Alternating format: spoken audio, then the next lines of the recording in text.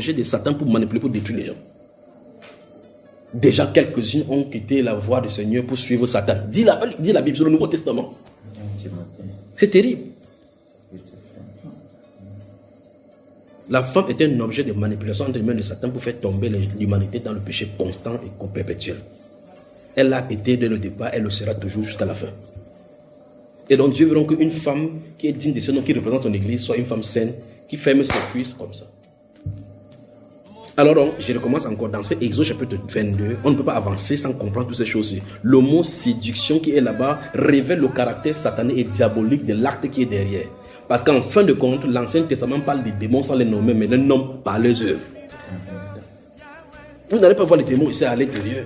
Vous allez voir, et vous entendez comment on dit que Dieu les a livrés au culte de la main des cieux. Donc on ne verrait pas le démon ici. Quand vous ouvrez Matthieu, vous entendez que chaque démon par besoin. Comment les gens comment parler de démons. Mais vous lisez l'Ancien Testament, c'est comme s'il n'y a pas de démons. Donc vous voulez dire que Jésus est descendu seulement sur la terre avec les démons une fois. Hein? Les démons étaient toujours là. Donc voilà les œuvres démoniaques. C'est pour ça qu'il est demandé qu'on souligne séduit dans cette phrase-ci. Alors, on dit que si un homme séduit une vierge qui n'est pas fiancée à un homme, donc quand l'homme s'y séduit déjà, c'est déjà un problème. Parce qu'on ne doit pas séduire une femme pour coucher avec elle. On ne va pas vers une femme pour coucher avec elle. On va vers une vierge pour la prendre pour épouse. C'est différent.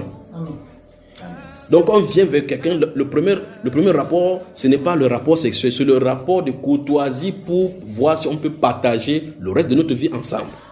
Voilà le but du mariage. Parce que le but du mariage, en fin de compte, c'est deux êtres qui se rencontrent pour perpétuer la volonté de Dieu pour leur vie.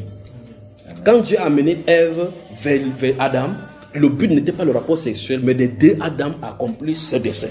Le rapport sexuel, c'est un bonus. Applaudissez encore pour le Seigneur.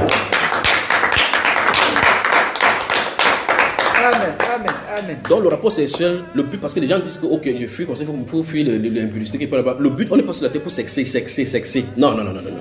On est sur la terre pour chercher l'ultime but pour rencontrer le Seigneur par la suite. Donc les autres choses, là, y compris dans le cas du mariage, c'est le bonus tout simplement de notre vanité, dit la Bible.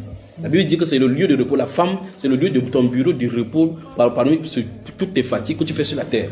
Donc c'est là où l'homme se repose. Alors, reposer de quoi? De l'œuvre que Dieu a fait. Vous voyez cela, n'est-ce pas? C'est ce reposer du travail, des vanités que Dieu t'a soumis. C'est pas ce que la Bible enseigne, frère.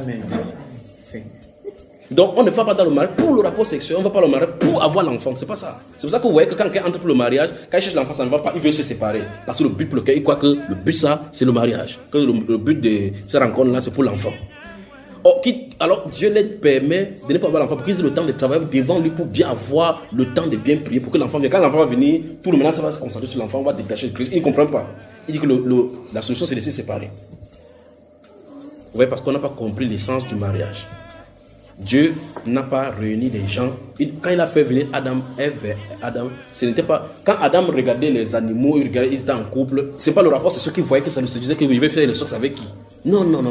C'est la communion, la convivialité, la coopération, l'entente avec les deux. Quand il voyait que les deux étaient ensemble, il dit ouais. Il n'a pas vu deux animaux en train de s'accoupler parce qu'il ne connaissait pas ce qu'on appelle l'accouplement. Donc ça veut dire que la pensée du sexe n'est pas primaire dans le mariage. Mais c'est la pensée d'accomplir, c'est pourquoi on est sur la terre. Rechercher et accomplir.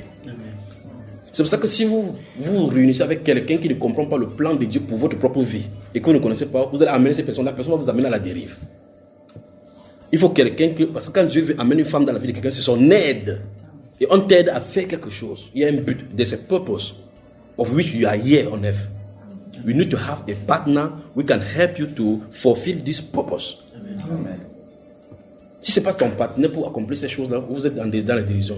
Cette personne ne se trouve pas à ta place, tu n'es pas aussi à ta place.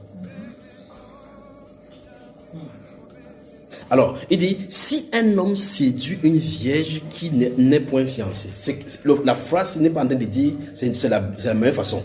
Ok. Il dit,